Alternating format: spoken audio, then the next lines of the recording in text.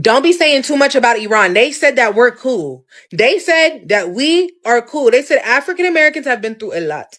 So don't say too much. Don't go over there and don't be doing too much. And you know, if you look like us and you wearing that camo, you better not be doing too much. Because they said that we cool. They said that we cool. So I just want to let y'all remember that. Like, they said that we cool. They know that we kidnapped. They know that we're hostage. We have no nationalism in this. Somebody put in one of my comment sections addressing FBA saying that sometime soon America is going to be thermonuclear bombed, and us FBAs, or as he put it, you FBAs or whatever you guys call yourselves, that's how he addressed it, are not going to have anywhere to go. Nobody's going to take you in as refugees, and you guys are going to be on your own, and you guys are going to be looking for somewhere to go, and nobody's going to take you in, you know, and just so giddy with excitement, right? And it just amazes me the amount of hate that people can have for a group that has done absolutely nothing to them. A group that has not affected their life at all. A group that doesn't, essentially really has nothing to do with them, doesn't affect them. The only thing that we do is try to focus on ourselves, and that pisses them off to the point where they want to see harm, physical, unaliving harm happen to us. How many videos have we seen of this? I might have played this other clip for y'all of this other like African chick that's sitting in her car talking ish about Iran coming to get the Iran people gonna go get you. Because the Iran people is coming for you. They're coming for you. I know how the Iran people do things over there. They will come for you. And you cannot come to Africa. You cannot run here. We have too many people here or too many things going on here. We cannot have you here too. You know, we in education is bigger. It's bigger in this country. What? So, you know, typical babbling buffoonery that we have been seeing for these last couple of years coming from these folks, right? And you want to see harm come to a group of people that has done nothing to you. Ain't did nothing to you, don't affect your life at all. But you so pissed off that we say, oh, we not African, we not from Africa. You know, we tell it like it is. We show pride in ourselves. We want to focus on ourselves. We delineate. We not putting nobody else above us or before us. And that pisses people off to the point where they just want to see harm. You see how giddy with excitement she was about Iran doing something to America and it affecting FBAs and saying, oh, well, you guys won't be able to come to Africa. You guys can't see. Don't come over here looking for us, honey. We wasn't going to come over there. Trust me. If something happened, some bomb or whatever, come over here, I will gladly be buried right underneath this soil, but I ain't going over there. Okay? And I mean that. I mean that. So whatever you think is going to happen, you think somebody going to come running over there? No, that's fine. They can bury me in the soil and I'll just be reincarnated into another body because that's how it works. I'm not worried about it. But so it just baffles and amazes me how people just hate a group so much that ain't got no smoke for the people that's actually doing harm to them. Won't talk about none of this shit that's going on in their nations, but they want to see harm come to us. That's the level of envy and jealousy. Jealousy and envy are deadly emotions. If you wasn't already aware of that. I'm just saying, be aware. We all know something is happening between Iran and Black Americans. There's a relationship between Iran and Black Americans, and it is an ended relationship. And there is a coded message that Iran sent towards Black Americans. Now, I came across a video where an African woman or an African was saying that Black Americans don't run to Africa when you are in problems. And Black Americans are reacting, saying, we cannot come back there, you know, because Black Americans, the truth is that they ain't running, and they can't run because America is their home, okay? A lot of Black Americans, they embrace and accept America as their home. And those Black Americans who are going back to Africa, they are not going back to Africa because they are running, okay? They are going because of their own reasons. Some are going to build, some are going to return, you know, like just to make Africa great. Like whatever they have, they're going to share with Africans too, because some of them believe Africa is their home too. Now, Black Americans cannot run going back to Africa because of Iran. Iran said this in a coded message. We don't have a problem with black Americans. We understand whatever is going on, and we understand you. And the reason why Iran understands black Americans is because they are going through the same issue. They're going through the same problem, you know. They're going through the same problem, through the same oppressor. So they understand each other. And that's why back then, black military were released first by Iran, you know. That's according to history, how it is. And I'm going to play you these videos first. I'm going to play you this video, black Americans reacting on the Iran coded message, talking about how they're running back to Africa and everything. Because in reality, black Americans ain't scared of anything, ain't scared. And they have embraced America. And it's true. America is the land of blacks. Blacks were there the first time. So they have nothing to fear right now. Americans who embrace Africa as their homeland, they chose to do that. And those who embrace America, they have chosen to do that. Okay? And nobody will scare away black Americans from their own land. Let's watch this clip and then I'm going to come back with a more commentary as I always do. I am the Kenyan Beast. Peace out. They're going to draft you. Yes, they're going to fucking draft you. Get used to it. All you people doing TikTok dances and YouTube shorts, guess what? You're going to get drafted or go to jail. See, I've been trying to warn you for a long time. Like, go take my username and go look back. How many times I've been making jokes about being drafted? I even have a whole playlist on YouTube on how to avoid the goddamn draft. I've been putting out for the past 3 damn years. I've been telling you about Iran. I've been telling you about the other country with the that starts with the I, that has the blue star as their flag. I've been telling you about this. No. A lot of people get offended. Well, you're now gloating. No. It's not about gloating. It's about when someone's right consistently, maybe, just maybe, I just call me crazy. Maybe it's time to shut up and listen. All right, let me tell you how this next thing is going to unfold. You're going to get drafted. But here's the whole thing. It's going to come down to people saying, well, this disqualifies me. Oh, I got this conviction, or I smoked this, I smoked that. No. That is not how this works. If you go back to NBC News on April of 2008, almost 20 years ago, they were letting felons into the military. There were people with manslaughter convictions who were allowed into the military because it got that bad with Operation Enduring Freedom and Operation Iraqi Freedom. I was there. I know. I was in the damn army. I know who the fuck I served with. There's a reason why so many of those damn guys were murdering psychopaths. They were convicted murdering psychopaths. They're gonna draft you. I don't know what else to tell you, man. Like, bruh, there's a reason why I moved out in the middle of nowhere. I made myself an enemy to the freaking cops here and an enemy to the freaking local military. They know to not even show up here. They know. They already know. There's no point in you sending MPs here because all that's going to happen is either I'm going to go or they're going to go. Pick one. They know that. But I've been trying to prepare you for all these years. I've been saying, don't trust the government. Don't get too cozy with the freaking cops. The same cops who you're cozy with are going to be the same bastards who's going to come to your house and ship your ass off if you refuse to go to war. It's going to be local cops and damn MPs. I told you. I've been trying to freaking prepare you. Get a farm. Even if you got a co-sign with family, with fucking family or freaking spouses, do it. I've been trying to tell you. So maybe at this point, people can just start listening and just stop arguing. Just saying, man. Listen, man, Iran ain't just making threats, bro. They warning you of what's coming. Like I seen, Iran said that, people in America are not even going to be safe in their home. Like, for them to say something like that, what in the world are they up to even get to people like that? Like, people not safe in their home. Like, how so?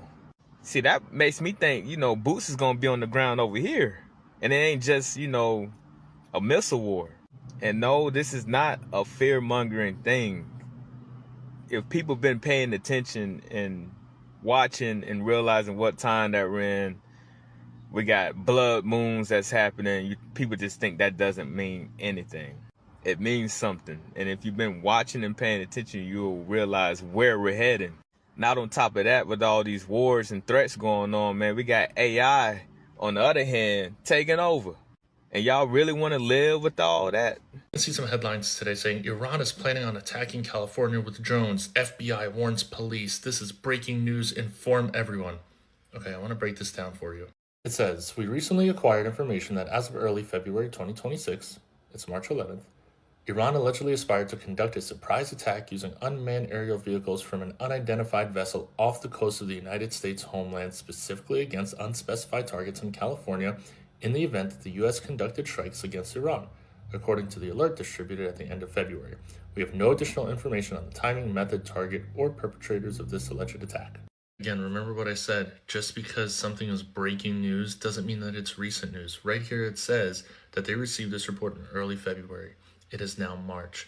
Iran does have a drone-carrying ship. It was destroyed by the United States. These headlines are put out the way that they are to grab your attention, for you to watch, for you to view, and ultimately make them money. So again, just because something is labeled as breaking news and they're putting it out now, doesn't mean that it's anything new. Iran is warning us because Trump attacked them last night. And he ended up unaliving their leader. So now they coming for us and they saying that everybody in the U.S. need to stay inside because they about to come for us. Like, damn, can I wake up? I just woke up. This is what I'm waking up to. We about to go to war. Can I graduate first? And hella people in Iran passed away because of the attack. And they coming for Israel too because the U.S. and Israel went and did it. And now I see Trump supporters complaining about him, but this is who y'all voted for. When we warned y'all, even Kamala warned y'all that if Trump become president, we're going to go into World War III. Literally, that's what's happening right now. Y'all sat up here, Trump 2026, this, that, and the third. But what has he really done for us? He ain't did nothing but fuck shit up. It's been nothing but chaos ever since he became our president. Y'all, we is in tour with Iran right now. We about to go to war. Y'all not taking this serious enough. Like, I'm scared. I'm scared. And they saying it's supposed to go on for days. Like, it's supposed to be bombing back to back for days.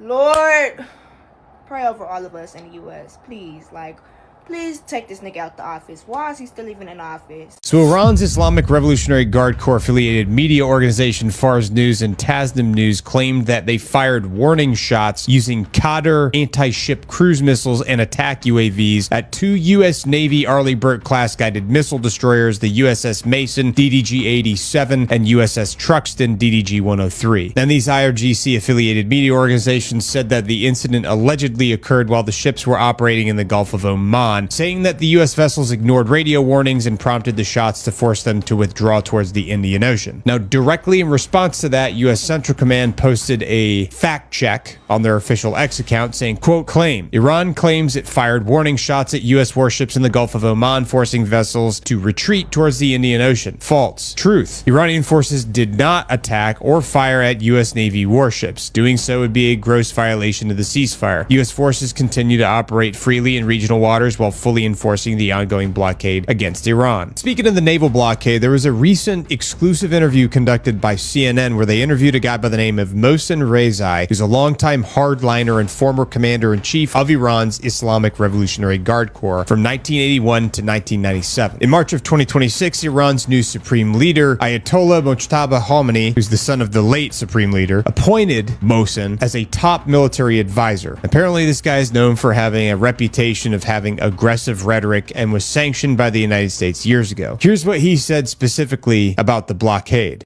Wouldn't a war be catastrophic for Iran as well, though, if it was a big bombing campaign? If the war continues and the naval blockade is not lifted, we will drag the war to the Indian Ocean, the Bab el-Mandeb Strait, the Red Sea, and the Mediterranean, and we will give another dimension to the war by attacking these other American bases that we have been attacking so far. America will definitely suffer much more losses. America's losses will be very heavy. Y'all, I really think we are witnessing the decline of the American empire in real time. I've been thinking that anyway, just because of how poorly things are going domestically. But seeing what's happening with Iran is really driving the point home for me that, yeah, I think the whole world order is shifting. And let's just say the year of the fire horse is off to a fiery start, baby. As an anti-imperialist and geopolitics enjoyer, it has been very honestly satisfying to see how Americans are reacting to this on social media in real time. Like, Americans are realizing that having a giant fucking bloated ass military budget does not mean that your military is actually good at accomplishing shit and that your military is effective. And it's kind of wild that Americans need this reminder because, like, let's be real, we've been getting our fucking shit rocked militarily in all of these stupid wars of aggression that we've started since World War II. World War II is the last war that the US military won. And like, let's be real, the Soviets did all of the fucking heavy lifting on that. And then we just kind of came in at the end and took credit. And then we won in Japan by dropping 2 nukes. Like, that's not, we didn't win via military engagement. Like, 3 F-15 fighter jets got taken down in the same day, and y'all want me to believe that that was friendly fire from Kuwait? Girl, please be so serious right now. Like, Iran took down 3 of our fucking fighter jets. And as a China appreciator, watching Americans realize that, like, we really could not do shit against the Chinese military is, like, unbelievably satisfying. People are like, oh my God, like, if Iran is rocking our shit this hard, like, what the fuck would we do against China? And the answer is not shit, dude. Not a goddamn thing. And I hope to God that even Trump is not stupid enough to think otherwise. But, like, here's the thing about China. Nobody needs to fear their military unless you fuck with them. They don't do wars of aggression, okay? That's not in their plan. They're trade maxing, their economy maxing. They have a very strict plan. They're running a strict fucking program over there in terms of their economic plans. And going to fucking war is going to fuck up their plans. And, like, maybe all these other fucking stupid countries, the US, should take notes that when you don't fucking invest in war and instead you invest in your fucking people, you become a fucking economic powerhouse. And by the way, they're a military powerhouse too. But again, that military, that is there to defend themselves. And, they don't say this, but, like, it's to defend themselves against the United States, and they can obviously do so very effectively. Some of the discourse I've seen floating around is like, well, what about Taiwan? Like, how would we defend Taiwan against a Chinese war of aggression? Like, girl, we wouldn't. We fucking wouldn't. We fuck with China, we're gonna get our fucking shit pushed in. The end. Period. But again, not something that we need to worry about because China is not launching any fucking wars of aggression, especially not on their own territory, which is what Taiwan is. They're not going to fucking do that. Like, they're not going to intervene militarily in other countries' conflicts, and they're definitely not going to, again, launch any type of aggressive military actions. But, like, you better fucking believe if you poke that fucking dragon, they will fuck your shit up. And I think most of the world knows this, and I hope fucking Trump knows this, and the Chinese definitely know it, and they're not the ones to go around, waving a big stick, as Theodore Roosevelt would say. They don't fucking need to. I think what they've done economically speaks for itself, and it's interesting because, people will say that the U.S. has the biggest military in the world, but that's actually debatable. The U.S. has the biggest military budget in the world. The U.S. has 1.3 million active duty troops, and China has 2 million. The U.S. has the superior air force, air power. China has the bigger navy. And again, the U.S. has the bigger budget, but we probably have a bigger construction budget too, and we see how that's working out. I actually don't know shit about construction budgets. I'm just talking shit. I'm just saying, like, just because the Chinese spend less money doesn't mean that their military is less effective. But again, yeah, this very stupid war launched by the empire, the U.S.-Israeli empire, is just proof that it is collapsing because, as we know historically, empires lash out as they die and collapse. And unfortunately, it is going to mean a lot of suffering for the world and eventually back home here in the U.S. It's going to lead to a lot of suffering. But at this moment, it is sparking joy for me to see the US military showing its whole ass. We have major breaking news right now. According to NBC News, Iran sent a communique to the Trump administration warning them that if Trump attacked, Iran would activate a network of sleeper cells in the United States for attacks in the United States of America. This is breaking right now. The message got to Trump through an intermediary at the Group of Seven summit in Canada last week, which Trump left early. The communique to Trump was sent to the days before last night's strikes, threatening to activate sleeper cell terror inside the United States if it were attacked. Meanwhile, now the State Department has issued a worldwide alert, issuing worldwide caution as a result of the strikes in Iran, saying that the Department of State advises U.S. citizens worldwide to exercise increased caution. You can read the full travel advisory on their network. Oil prices, meanwhile, continue to jump as a result of the strikes and the potential for the closure of the Strait of Hormuz. This is getting more serious with each passing hour. And the craziest part of it all is we don't even know if Iran's nuclear program was actually destroyed. Spread the word and follow along for more. I'll have more updates soon. Iran has just warned Britain and the US. This will be very painful and regrettable. And they're not bluffing. Iran's top commanders have gone on record. If the West intervenes to protect Israel, there will be consequences. Not diplomatic, not economic, military. Direct, brutal. Here's what's triggered all this. Israel launched massive airstrikes at Iran's nuclear sites. They didn't just hit buildings, they took out scientists and high-ranking military officials. Iran responded with a wave of missiles and drones. But now, Tehran says the next targets could be British and American bases in the region. That includes troops on the ground. The UK government denies having any role in the Israeli strikes. But Iran's not buying it. They're grouping us in with the US and Israel, calling us enablers, fuel on the fire. And here's the controversial bit. Are they wrong? Has the West quietly supported these strikes behind closed doors? Or is Iran just looking for a bigger enemy to distract them from their failures at home? Let's not kid ourselves. This isn't just chest beating from Tehran. Iran's not some backroom bully. They've got reach. They've got weapons. They've got regional proxies ready to stir the pot from Iraq to Lebanon. And Israel's not exactly pulling punches either.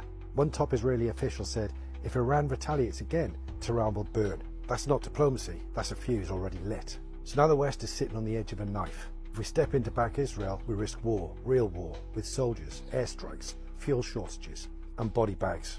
Not headlines, history. So I'll ask you, should the West stay out of it, or do we have a duty to stand by our allies, no matter the fallout? Hit follow because I'll be covering what the mainstream media won't. Drop a comment, do you think Iran's bluffing, or is this the start of something much, much bigger? I mean, give me a fucking break, brother. What the fuck are we talking about here? They really think we're all just dipshits, huh? I'm not allowed to connect the dots for you because TikTok gets mad at me when I do that, so let me just lay out some facts here. First and foremost, Tehran, which is the capital of Iran, to Los Angeles, over 7,000 miles away.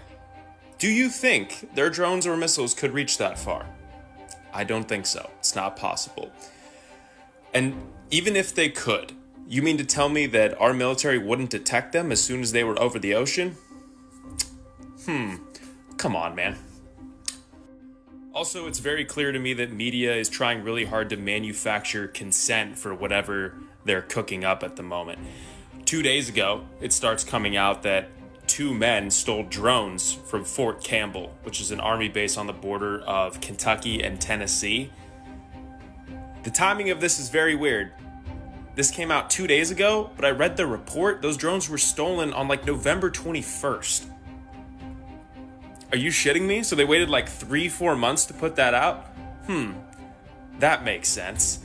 Also, just the logistics, just the concept that 2 random civilians could walk into a heavily secured army base, waltz into the drone inventory, take a couple and just walk out and nothing would happen to them, but they just so happen to have full pictures of their body and most of their face? Okay, dude. Yeah, that makes a lot of sense. Totally nothing fishy going on. That's awesome. The old leader of Iran was unalived. The new leader has been chosen. And shit finna get real. Well, not for us, for the white folks. And I explain why I said that in this video. First thing first, the new leader. Y'all remember this baby, the 14-month-old that got unalived during the war on February 28th? Well, that is the new leader's niece. The new leader is the son of the old leader, and he hates the U.S. worse than his dad did. Not only did he lose his dad February 28th, but he also lost his wife, his son, his brother, and his niece. He said he not backing down, and they also got U.S. hostages. However, why I said it's about to get real for the white folks, because he said these black folks already had it hard enough in the U.S. I am letting them go at no cost. And before y'all get in my comments, this is not me making this shit up. He said that. Listen to this. Some black hostages and some female hostages will be released from the American embassy compound. Is that true? The